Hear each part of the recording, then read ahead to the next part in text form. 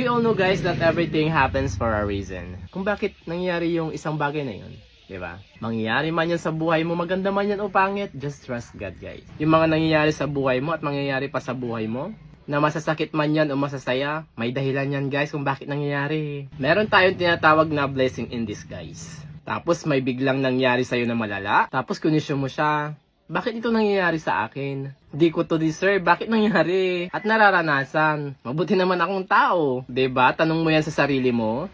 Now, ang gawin mo is just accept it, everything na bukal sa puso mo, guys.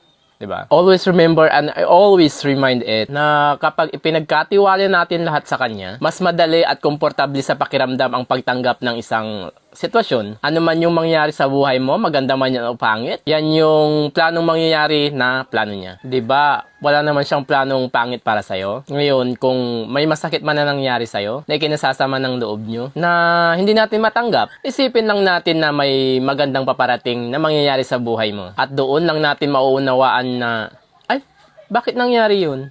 Ay, bakit pala nangyari yun? Kasi dadalhin ka sa isang bagay o sitwasyon na mas malaki yung ibibigay sa atin. Napakamaliit man yan o sobrang laki man yan na dapat may pagpasalamat na bukal. Yung tipong hiningi mo lang is 1 kilong bigas, pero yung binigay sa'yo is 1 sako, diba? Nakakatawa, diba?